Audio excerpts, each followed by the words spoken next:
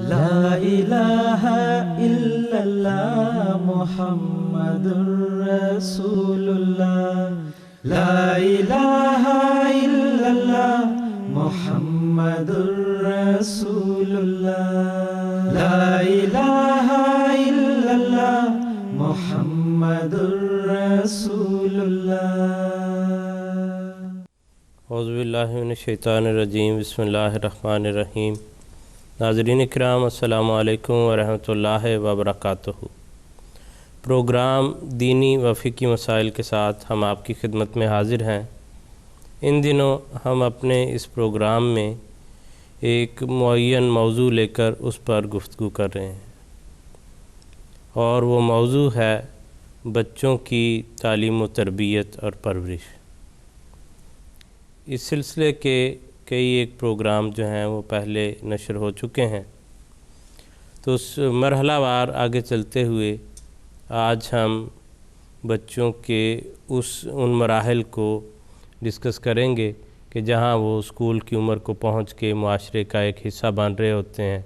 اور ان پر باہر کی فضا جو ہے وہ کھلنے لگتی ہے، وہ چیزوں کو سمجھنا، ان کے متعلق شعور حاصل کرنا شروع کرتے ہیں۔ آج کے اس دور میں جہاں ہم زندگی گزار رہے ہیں، وہاں پر بہت سی جدید جو ایجادات ہیں انہوں نے انسان کی زندگی پر گہرا اثر کیا ہے۔ ان اثرات سے جہاں ترقی یافتہ ممالک میں رہنے والے متاثر ہیں، وہیں ترقی پذیر یا پسماندہ ممالک تک بھی وہ ہوا ضرور پہنچتی ہے، اور بڑوں سے لے کر چھوٹوں تک وہ چیزیں اثر کرتی ہیں۔ بچوں پر وہ کس طرح اثر انداز ہو رہی ہیں، ان کے جہاں بہت سے اچھے استعمال ہیں، وہاں پر برے پہلو جو ہیں وہ بھی ساتھ ہی اس کے شامل ہوتے ہیں۔ اس بات پر بھی گفتگو کریں گے کہ بچوں کو کس طرح ان اثرات سے بچایا جائے، کس طرح رہنمائی کی جائے، اور اسی طرح پھر جب بچے کی یہ عمر ہوتی ہے کہ وہ کچھ خرچ کرنا شروع کرتا ہے، باہر نکلتا ہے، تو اس کے متعلق اس کے کس طرح سے اس کے ساتھ ڈیلنگ ہو، کیا اس کو دیا جائے، کہاں وہ خرچ کرے، ان سب باتوں پر ہم انشاءاللہ گفتگو کریں گے۔ اور گفتگو کرنے کے لیے ہمارے ساتھ یہاں تشریف رکھتے ہیں مکرم و محترم مولانا ظہیر احمد خان صاحب اور مکرم و محترم مولانا داؤد احمد عابد صاحب۔ ان بزرگان سے ہم باری باری جو ہیں اس موضوع کے متعلق بات چیت کریں گے، سوالات کی شکل میں ان سے پوچھیں گے، اور کوئی سوال آپ کے ذہن میں پیدا ہوتا ہے ویسے جنرل ضرورت کے طور پر، یا ہماری اس گفتگو کے حوالے سے کوئی سوال آپ کے ذہن میں آتا ہے، کوئی تجویز آپ دینا چاہتے ہیں، وہ آپ ہمارے ای میل پر بھجوا سکتے ہیں۔ ظہیر صاحب، جیسے خاکسار نے ابھی عرض کیا شروع میں کہ ایجادات کے حوالے سے تو ایک بڑا جو بھاری حصہ ہے وہ میڈیا کا ہے۔ وہ میڈیا اور اس کے بد اثرات جو ہیں اس سے بچوں کو کس طرح بچایا جائے؟ بسم اللہ الرحمن الرحیم۔ جیسا کہ ہم سب جانتے ہیں کہ میڈیا جو ہے یا اس سے تعلق رکھنے والی اشیاء جو ہیں وہ اس دور کی ایجاد ہیں، اور اسلام کے جو نشأت اولیٰ ہے اس میں اس قسم کی کوئی چیز نہیں تھی، لیکن چونکہ اللہ تعالیٰ کے فضل سے ہمارا ایمان ہے کہ اسلام ایک کامل مذہب ہے، اس نے اپنے آنے کے بعد، خدا تعالیٰ نے اسلام کی تعلیم دینے کے بعد قیامت تک کے ان تمام معاملات کو اصولی طور پر اس میں بیان کر دیا ہے اس تعلیم میں۔ میڈیا جو ہے اگر ہم دیکھتے ہیں تو اس دور میں میڈیا کی جو شکل ہے، گویا میڈیا ایک انٹرٹین کرنے کا ایک ذریعہ ہے، اور یا معلومات کا ذریعہ ہے۔ اور حضرت صلی اللہ علیہ وسلم کے زمانے میں اگر ہم جاتے ہیں تو اس وقت بھی لوگ مختلف ذرائع سے محظوظ ہوتے تھے، ان کے بھی اپنے انٹرٹینمنٹ حاصل کرنے کے مختلف ذرائع تھے۔ مثلا مختلف مجلسیں لگا کرتی تھیں،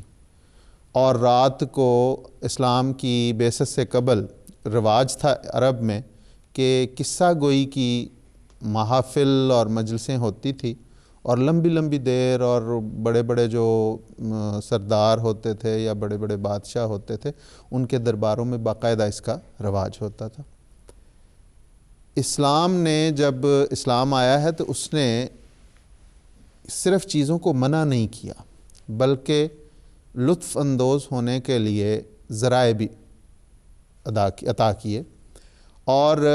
دراصل انسان کی بعثت کا جو مقصد ہے وہ چونکہ خدا تعالیٰ کا عبد بننا ہے، اس لیے ایسے احکامات دیے جن کے ساتھ وہ لذت، وہ حقیقی لذت حاصل کرنے کے ذرائع مہیا کیے، اور اس میں عبادات تھیں۔ لمبی بات اس میں چلتی چلی جائے گی، لیکن مختصر یہ کہ حضرت صلی اللہ علیہ وسلم کے بچپن کے اگر ہم واقعات دیکھتے ہیں تو اس وقت بھی ہمیں ایسے واقعات ملتے ہیں کہ حضرت صلی اللہ علیہ وسلم کے زمانے آپ کی سیرت میں یہ بھی ایک واقعہ ملتا ہے کہ حضور صلی اللہ علیہ وسلم نے بھی بعض ان محفلوں میں جو رات کو لگتی تھی جانے کا پروگرام بنایا، لیکن اللہ تعالیٰ چونکہ اس پاک فطرت شخصیت کو ہر قسم کی آلائش سے پاک رکھنا چاہتا تھا، اس لیے ایسے ذرائع اللہ تعالیٰ نے اختیار کیے کہ حضور صلی اللہ علیہ وسلم کو ایک موقع پہ نیند آ گئی، کسی اور کام میں مشغول ہو گئے، بچوں کے ساتھ کھیلتے رہے اور وہ اس محفل سے جانے سے بچ گئے۔ تو گویا اس میں وہ جو محفل تھی، جو لطف اندوز ہونے کی محفل تھی، اس میں کئی برائیاں بھی تھیں۔ حضرت صلی اللہ علیہ وسلم کو جب اللہ تعالیٰ نے یہ بعثت مبعوث فرمایا اور اسلام کی کامل تعلیم سے نوازا، تو اس میں حضرت صلی اللہ علیہ وسلم نے ان ذرائع کو جو برائی پیدا کرنے والے تھے ان کی روک تھام کی،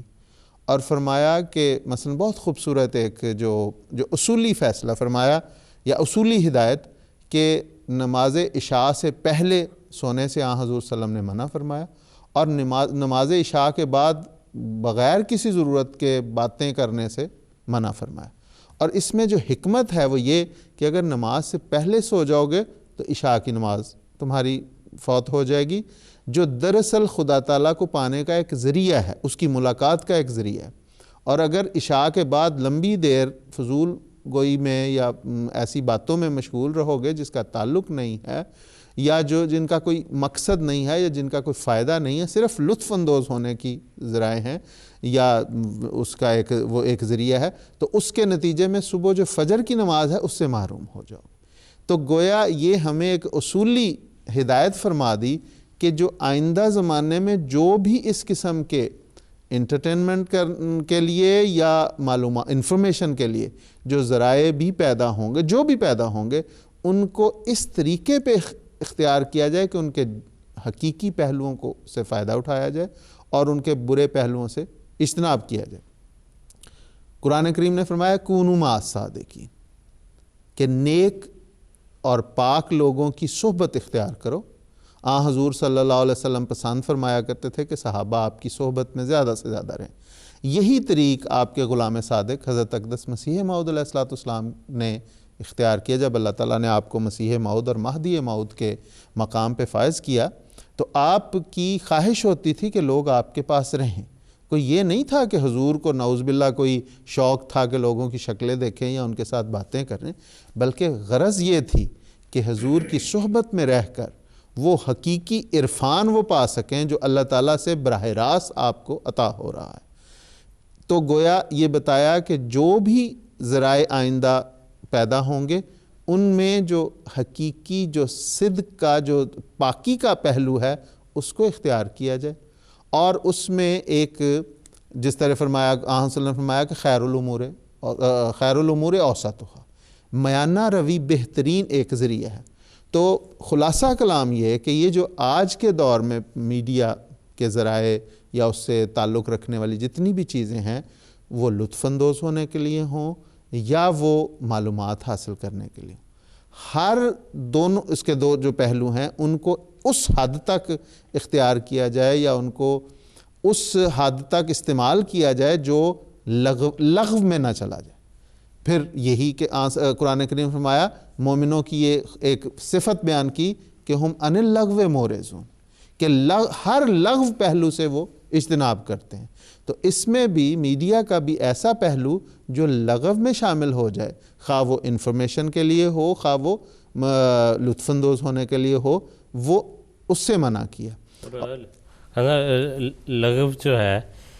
وہ یہ ہے کہ اس کی جہاں وہ کام اس کو اصل کام سے روک دے بالکل، اور بے فائدہ کام میں داخل ہو جائے، کہ جو اس کا بنیادی کام تھا اس سے اس کو غافل کر دے، تو پھر وہی چیز لغو میں داخل ہو جائے گی۔ جزاک اللہ۔ یہی کہ وہ میں نے جو انفارمیشن کا جو پہلو استعمال کیا لفظ، اس میں وہ بعض اوقات یہ ایسی چیز ہے، آپ انٹرنیٹ پہ بیٹھے ہوئے ہیں، آپ ایک چیز تلاش کرنے کے لیے آگے سے آگے سے آگے چلتے چلے جاتے ہیں اور آپ کو وقت کے گزرنے کا احساس ہی نہیں ہوتا۔ آپ کے بہت سارے وہ کام جو دراصل آپ کے حقیقی مقصد کے حصول کے لیے ہیں، نمازیں ہیں، عبادات ہیں، وہ فوت ہو جاتے ہیں، اور اس میں آپ رات دیر تک اگر محو رہیں تو آپ کی صبح کی نماز بھی اس سے بھی آپ محروم رہیں گے۔ تو اسی لیے ہمارے لیے تو میں کہا کرتا ہوں کہ جماعت احمدیہ تو خدا تعالیٰ کے فضل سے اتنی یہ اس لحاظ سے خوبصورت اور اس لحاظ سے بڑی اہم جماعت ہے کہ اس کو ہر وقت اللہ تعالیٰ نے ایسے رہنما عطا کیے رکھے ہیں کہ جو خلافت کی صورت میں ہمارے ساتھ ہیں ہر دور میں۔ حضرت خلیفۃ مسیح رابع نے بھی، اس سے پہلے حضرت خلیفۃ مسیح ثالث، جب یہ میڈیا ایجاد ہونا شروع ہوا، حضرت مسلم رضی اللہ تعالیٰ عنہ کے زمانے میں چلے جاتے ہیں، جب ریڈیو آیا تو اس وقت بھی اگر ہم دیکھیں سینما تھا تو اس کو لغو قرار دے کے حضور نے فرمایا کہ اس پہلو کو اگر تو کوئی معلوماتی ہے تو ایک حد تک اس سے فائدہ اٹھایا جائے، لیکن وہ بھی انٹرٹین کا تھا، انفارمیشن کا تھا۔ اس کو کہا کہ اگر اس میں جس طرح اس دور میں لوگوں کو سینما کی عادت پڑ گئی تھی، لوگ اپنی تنخواہیں اس پہ ضائع کر دیتے تھے، گھر کے اخراجات کرتے نہیں تھے، جو میاں بیوی کی حقیقی ذمہ داری ہے وہ نہیں کرتے تھے، اور دوسری طرف اس لغو کام میں سینما دیکھنے میں اپنے پیسے ضائع کر دیتے۔ تو وہ فرمایا کہ وہ پہلو جو اس سے اجتناب۔ اس کے بعد حضرت خلیفۃ مسیح رابع کو ہم دیکھیں تو رحم اللہ تعالیٰ، تو آپ نے اس دور میں یہ جو مختلف نئی ایجادات ہوئیں، وی سی آر کی، اس کے بعد ٹی وی، تو یہ اس کے پہلوؤں کو یہی فرمایا کہ اس کے اس پہلو کو اختیار کرو جو جائز ہے، بچوں پہ نظر رکھو، بچوں کی والدین کی ذمہ داری ہے کہ ان کی نگرانی کرتے رہیں۔ ہمارے موجودہ امام حضرت امیر المومنین ایدہ اللہ تعالیٰ بن نصر 20 دفعہ والدین کو بھی اور بچوں کو بھی اس طرف توجہ دلائی کہ اس کا یہ پہلو، والدین کو کہا کہ ہر وقت تمہاری ان پہ نظر ہونی چاہیے، اس لیے کہ وہ بچے ایسی عمر سے گزر رہے ہیں جس میں بعض اوقات اچھے اور برے کی پہچان انہیں نہیں ہوتی۔ والدین چونکہ جاننے والے ہوتے ہیں، ان جہاں دیدہ ہوتے ہیں، وہ اس کو دیکھ کے اس پہلو تک بچوں کو محدود کر سکتے ہیں جو فائدہ، تو اس طرح ہم اس کے بد اثرات سے انہیں بچا سکتے ہیں۔ اور سب سے بڑا ذریعہ جسے میں نے جان بوجھ کے چھوڑا تھا کہ حضور صلی اللہ علیہ وسلم نے تو بچوں کی تربیت کے لیے یہاں تک فرمایا کہ ابھی بچہ پیدا بھی نہیں ہوا، شادی ہو رہی ہے تو پہلی دفعہ جب میاں بیوی ملتے ہیں تو اس وقت بھی دعا سکھائی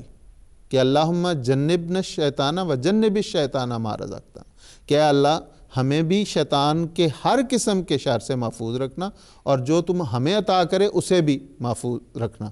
تو ہر وقت اپنے بچوں کے لیے دعا کا جو پہلو ہے وہ بھی ایسا ہے جو ان بد اثرات سے ہمیں اور ہمارے بچوں کو بچا سکتا ہے۔ تو یہ ساری چیزیں ہیں جن کو اگر ہم مد نظر رکھیں گے تو اللہ تعالیٰ کے فضل سے ہم بھی اور ہماری نسلیں بھی اس سے محفوظ رہیں گے انشاءاللہ۔ جزاک اللہ خان صاحب، بہت شکریہ۔ اور جیسے آپ نے مسلم اور رضی اللہ تعالیٰ عنہ کا ذکر کیا، صاحب کی ایک بات مجھے یاد آ گئی، حضور نے یہ بھی فرمایا کھیل کے تعلق میں، میڈیا جو ہے آج کل وہ ذرائع بچے کھیلنے کے لیے بھی استعمال کرتے ہیں، کمپیوٹر پر وہ گیمز کھیلتے ہیں، انٹرنیٹ پر جو ہے وہ بعض قسم کی تفریح ان کو مہیا ہے، یا وہ ٹی وی وغیرہ دیکھتے ہیں۔ تو مسلم اور رضی اللہ تعالیٰ عنہ کا ایک جملہ مجھے یاد آ رہا ہے، حضور نے فرمایا کہ بچوں کو الگ بیٹھ کر کھیلنے سے منع کریں۔ تو یہ پہلو جو ہے آج کے دور میں جو ایسے ہیں کہ جی وہ فون پر لے کے الگ کہیں بیٹھے ہیں، وہ انٹرنیٹ پر بیٹھے ہیں، وہ والدین کے بڑوں کے سامنے ہونا چاہیے اور ان کو اکٹھے وہاں بیٹھ کے، تاکہ جو امکانات ہیں چیزوں کی خرابی کے ان کو روکا جا سکے اور انسان کو بر وقت جو ہے وہ پتہ ہو کہ وہ بچے کیا کر رہے ہیں، وہ کن چیزوں کا کیا استعمال کر رہے ہیں،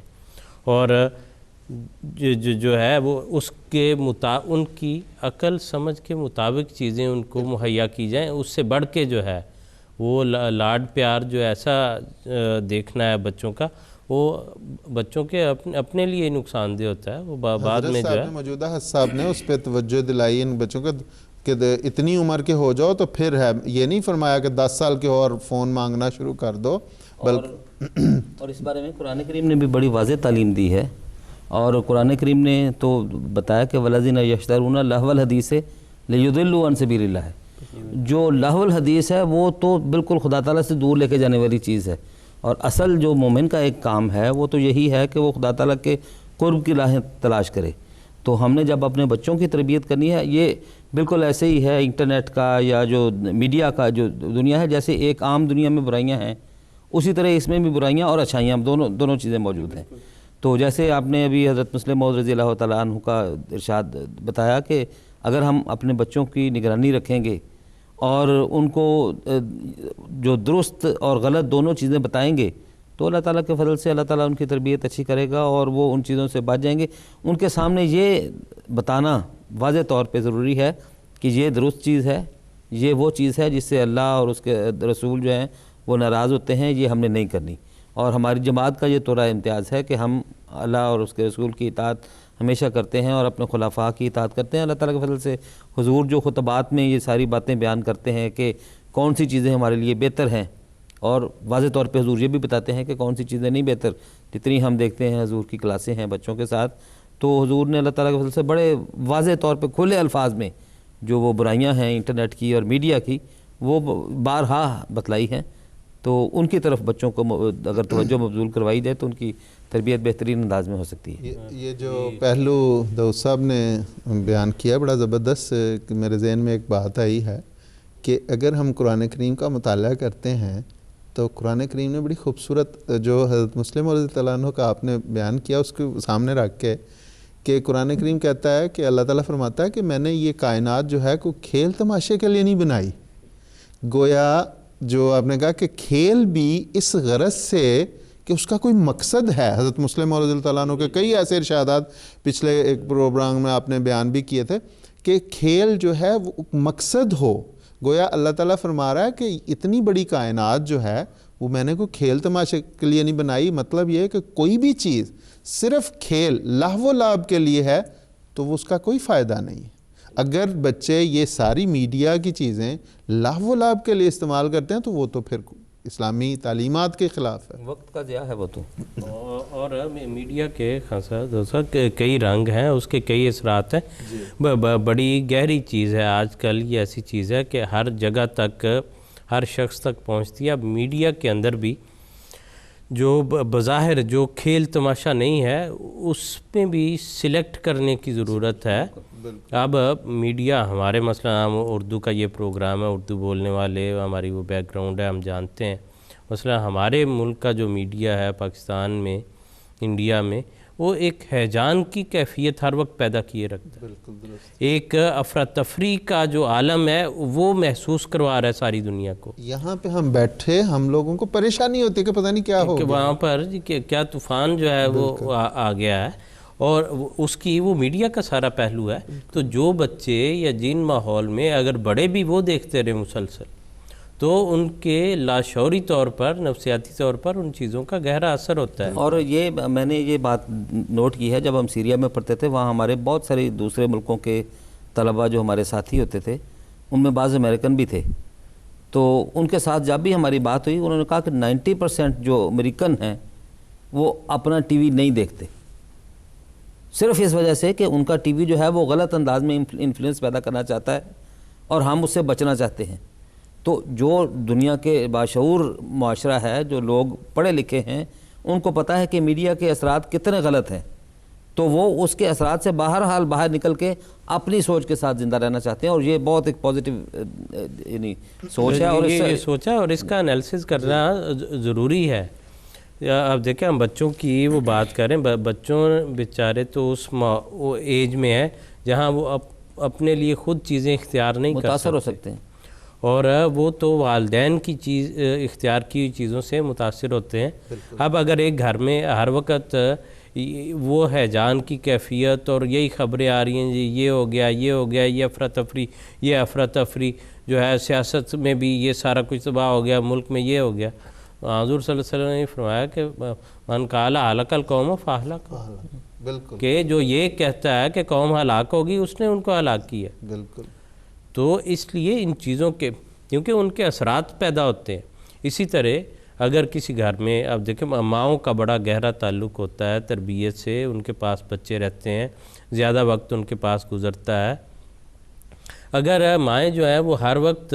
ٹی وی ڈرامے دیکھ رہی ہیں بالکل جس میں وہ پاکستانی بھی ہیں، انڈین بھی ہیں، جس میں ہر وقت جو ہے وہ گھر کی لڑائیوں کو ایک قصہ بنایا ہوا ہے، لڑائی جھگڑے، اب بچہ لاشعوری طور پہ وہاں بیٹھا ہے، وہ خاتون جو ہیں وہ خود دیکھ رہی ہیں، ان کو نہیں پتہ، لیکن وہ بچہ اس میں سے پک کر رہا ہے، بالکل اس کے سامنے وہ ایک فلم چل رہی ہے جو اس کے ذہن پر اثر کر رہی ہے۔ اس لیے ان ساری باتوں کا بچے کے پہلو سے یہ خیال رکھنا بہت ضروری ہے۔ وہ جو میں نے بات کی تھی کہ حضور صلی اللہ علیہ وسلم نے پیدائش سے پہلے جی اس طرف توجہ دلائی کہ شیطانی حملوں سے خود بھی بچیں اور بچوں کے لیے بھی دعا کریں۔ حضرت خلیفۃ مسیح اول کا ہم نے پچھلے کسی پروگرام میں ذکر بھی کیا تھا جی کہ بچہ جب اپنی ماں کے پیٹ میں ہوتا ہے تو اس وقت بھی اس کا ماحول جو ہے اس پہ اثر انداز ہو رہا ہوتا ہے۔ جی بالکل۔ حضرت صاحب نے فرمایا کہ میں نے اپنی والدہ کے پیٹ میں قرآن کریم کی تلاوت کی آواز سنی ہے، تو گویا آج جس بڑا خوبصورت پہلو آپ نے بیان کیا کہ اور اس معاشرے میں یہ ہے کہ مائیں ڈرامے یا اس قسم کے جو غیر ضروری سرگرمیاں ہیں ان میں انوالو اس حد تک ہو جاتی ہیں کہ پھر بچوں کی جو ذمہ داری ہے، ان کے کھانے پینے کی ذمہ داری، خامدوں کے کھانے پینے کی ذمہ داری، بچوں کی تربیت، وہ پھر نظر انداز ہو جاتی ہیں جو اصل مقصد ہے۔ جی بالکل، اور اس کے اور پھر وہ چیز جو ہے، وہ جو تفریح تھی یا معلومات تھی، وہ پھر لوگوں میں داخل ہے، اور چیزوں کے حلال یا حرام بالکل وہ اس طرح سے ڈیسائیڈ ہوتے ہیں کہ اگر وہ چیز اپنے فائدے کی بجائے نقصان میں داخل ہوگی ہے تو وہ یوں سمجھیں کہ حرام کے زمرے میں داخل ہے، وہ پھر جائز اور درست نہیں ہے، اس کو پھر چھوڑ دینا چاہیے۔ بہرحال جی آگے چلیں گے، اس پہ بڑا اہم پہلو ہے، وہ ضرور گفتگو جو ہے اور بھی پھر کسی وقت کریں گے۔ دوستو، بچوں کی تربیت کے حوالے سے ہم یہ یقین رکھتے ہیں، ایمان رکھتے ہیں کہ مذہبی ایک جماعت کے طور پر کہ انسان کی کامیاب زندگی کے لیے اس میں مالی قربانی کا جذبہ پیدا ہونا دینی اور قومی غرض سے وہ بڑا ضروری ہے۔ تو بچوں میں تربیت کے لیے یہ کس طرح پیدا کیا جا سکتا ہے؟ آپ نے بڑی زبردست بات کی کہ یعنی جو مالی قربانی ہے اس کا بچوں میں پیدا ہونا بہت ضروری ہے۔ حقیقت یہ ہے کہ کسی شخص کو اگر آپ نے روحانی طور پر زندہ رکھنا ہے تو اس کے لیے مالی قربانی ایسی ہے جیسی مچھلی کے لیے پانی ہے۔ ایک انسان کی روحانی زندگی جس طرح عبادت کے بغیر نامکمل ہے، اسی طرح مالی قربانی کے بغیر بھی نامکمل ہے، اور قرآن کریم نے ان دونوں چیزوں کو ہمیشہ ساتھ باندھ کے رکھا ہے اور اسی کو بتایا ہے کہ یہ دین قیم ہے، اس سے ہی دین مکمل ہوتا ہے۔ جب سے اللہ تعالیٰ نے دین دنیا میں اتارا ہے، نازل کیا ہے، شریعت نازل کی ہے، انہی دو چیزوں کا نام شریعت ہے۔ تو اس حوالے سے مالی قربانی کے بغیر تو بہرحال کوئی دین مکمل نہیں ہوتا۔ اور اگر ہم یہ چاہتے ہیں اپنی نسلوں کو آئندہ روحانی طور پر ترقی کرتے دیکھنا، تو اس کا لازمی جو جزو ہے وہ یہی ہے کہ ہم اپنے بچوں کو مالی قربانی میں آگے سے آگے بڑھیں۔ بہت آسان طریقے ہیں اس کے لیے۔ سب سے پہلے تو یہ ہے کہ انسان خود جب مالی قربانی کرتا ہے تو اس کا اثر اس کے بچوں کے اندر بھی جائے گا، لیکن قرآن کریم نے بنیادی طور پہ یہ طریق سکھایا ہے کہ آپ مالی قربانی جب کرتے ہیں تو سرن بھی کریں اور علانیتاً بھی کریں۔ جب آپ سرن کریں گے تو ریاکاری سے بچیں گے، اور وہ حقیقی طور میں آپ کا خدا تعالیٰ کا جو اور آپ کا تعلق ہے اس میں ایک ترقی ہوگی۔ جب آپ علانیتاً کرتے ہیں تو اس میں اصل مقصد یہ ہوتا ہے کہ آپ کو دیکھ کر دوسرے لوگوں کو بھی تحریک ہو، اور دوسرے لوگوں میں جو سب سے پہلی قوم آتی ہے وہ آپ کے اپنے بچے ہیں۔ اگر ان کی تربیت نہیں ہوئی، دوسرے لوگوں کی تربیت کا کوئی فائدہ نہیں۔ تو اس اعتبار سے اپنے بچوں کی تربیت کرنا وہ سب سے پہلے ضروری ہے، اور اس کے لیے ایک تو یہ ہے کہ انسان خود بچوں کے سامنے چندہ دے. پھر ہمارے لیے ہمارے خلفاء نے بہت سارے کام آسان کر دیے اللہ تعالیٰ کے فضل سے. حضرت خلیفۃ المسیح ثالث رحمہ اللہ تعالیٰ ان کو جزائے خیر دے کہ انہوں نے بچوں کے لیے جو اطفال ہے اس کا قائم کیا، ایک وقف جدید میں دفتر اطفال وقف جدید میں قائم فرمایا. تو اس کے ذریعے سے اب بظاہر یہ لگا کہ شاید حضور نے بچوں کے اوپر بوجھ ڈالا ہے، حالانکہ حضور نے تو بچوں کو ایک موقع فراہم کیا ہے کہ جس طرح باقی تنظیمیں آگے بڑھ رہی ہیں ترقی میں، جماعت کی خدمت میں اور روحانی طور پر، اسی طرح ہمارے اطفال بھی اس استحقاق فی الخیرات میں آگے بڑھنے کی کوشش کریں اور اس دوڑ میں حصہ لیں. تو اصل طریقہ کار یہی ہے کہ بچوں کو جو جتنے بھی چندہ جات ہیں، جو توئی چندہ جات ہیں، ان میں ان کی بجٹ لکھوایا جائے، وعدہ لکھوایا جائے، اور پھر بچے کو کہا جائے کہ یہ ادائیگی کرو. اس کے ہاتھ میں پیسے دیے جائیں کہ یہ بیٹا پیسے لو یا بیٹی پیسے لو اور اس چندے کی ادائیگی کرو. جب بچے وہ چندہ ادا کریں گے، ان کو پتہ ہوگا کہ مہینے میں یا سال میں یا کبھی کبھی جب بھی موقع ہوتا ہے تو وہ یہ چندہ دیتے ہیں، تو اس کی وجہ سے ان میں ایک مسابقت کی روح اور چندہ دینے کی روح پیدا ہوگی. اس سے بھی زیادہ ایک اہم اور چیز ہے، اور وہ یہ ہے کہ حضور سال میں 2 کم از کم یا اس سے زیادہ خطبے اس موضوع پر دیتے ہیں، انفاق فی سبیل اللہ پہ. اور خصوصاً جو 2 خطبے ہوتے ہیں ان میں سے جو پہلا تحریک عید کا ہوتا ہے اور دوسرا وقف عید کے نئے سال کے اجراء کے اوپر جب حضور اعلان فرماتے ہیں، تو ان خطبوں میں ایک تو حضور انفاق فی سبیل اللہ کے جو فوائد ہیں وہ بیان کرتے ہیں، پھر اس کے جو عملی نتائج ظاہر ہوتے ہیں لوگوں سے انفرادی طور پر یا جماعتی طور پر، اور جماعت میں جو مسابقت کی ایک روح نظر آتی ہے وہ حضور بتاتے ہیں. تو اس کے نتیجے میں ان بچوں کو اس سے وہ واضح طور پہ وہ معلومات ملتی ہیں جو ہم نے ان بچوں کو دینی ہوتی ہیں. ہم نے ان کو بتانا ہوتا ہے کہ اصل جو جماعت کا نظام ہے اور وہ کیا ہے، اور اس سے بچوں کو یہ بھی پتہ چلتا ہے کہ جو اموال جماعت کی طرف پاس آ رہے ہیں اللہ تعالیٰ کے فضل سے انفاق فی سبیل اللہ کے نتیجے میں، وہ درست ہاتھوں میں جا رہے ہیں اور درست جگہ آگے تقسیم ہو رہے ہیں. اس کے نتائج جو نکلتے ہیں، جو حضور پھر بتاتے ہیں، مساجد بنی ہیں، جو مشن ہاؤسز بنے ہیں، جو باقی جماعت کی ترقیات ہوئی ہیں، جو جلسے میں حضور کی ایک تقریر ہوتی ہے جو جماعت کی ترقیات کا ایک اجمالی خلاصہ جس میں حضور بیان کرتے ہیں. تو یہ ساری چیزیں وہ ہیں جو انفاق فی سبیل اللہ کو بڑھانے کے لیے بچوں میں ایک شوق پیدا کرنے کا بہت بہترین نمونہ اور ذریعہ ہو سکتی ہے. اور ڈاکٹر صاحب وہ جو آپ نے ذکر فرمایا سب خطبے والا کہ وہ بہترین موقع ہے کہ اس وقت بچوں میں ایک اطاعت کی اور لبیک کہنے کی جو روح وہ بھی پیدا ہوگی کہ ان کو کہیں کہ صاحب نے اعلان فرمایا نئے سال کا، آپ فوری طور پہ اپنا وعدہ لکھوائیں. اور ظاہر ہے بچوں نے والدین سے لینے، ان کو پیسے دیں کہ اس میں سے یہ جو ہے یہ آپ ابھی ادائیگی کر دیں. تو ان کو یہ بھی پتہ چلے کہ جب صاحب کی طرف سے کوئی تحریک آتی تو اس پہ فوراً لبیک کہنا ہوتا ہے. یہ ہمارا طریقہ ہے جو والدین نے دیکھا، اس کے نتیجے میں خود ہی انسان سیکھ جاتا ہے، اس کو وہ کہنے کی ضرورت جو ہے وہ نہیں پڑتی. اور جو ہے حضرت صاحب کا مسلم اور رضی اللہ تعالیٰ عنہ کا اس حوالے سے مال کے حوالے سے چند لائنوں میں جو ہے وہ صاحب یعنی مختصر بات میں ہماری بہت سی باتیں جو صاحب بیان فرما دیں. حضور نے فرمایا کہ بچے کو کچھ مال کا مالک بنانا چاہیے.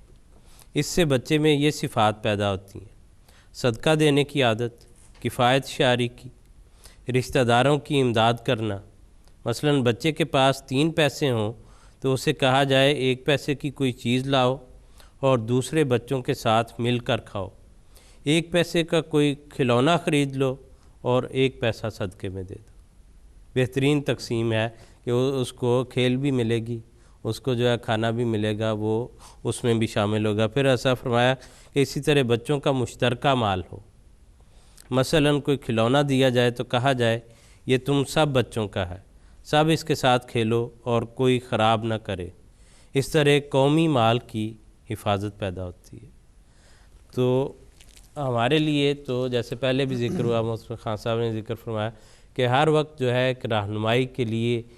جو اللہ تعالیٰ سے رہنمائی حاصل کرتا ہے وہ وجود موجود ہوتا ہے.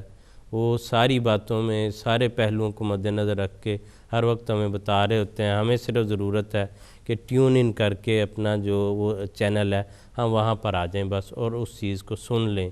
اور اس پر عمل کریں. اللہ تعالیٰ مجھے بھی اور آپ سب کو بھی توفیق عطا فرمائے. اجازت دیجیے. السلام علیکم ورحمۃ اللہ وبرکاتہ. لا الہ الا اللہ محمد رسول اللہ. لا الہ الا اللہ محمد رسول اللہ.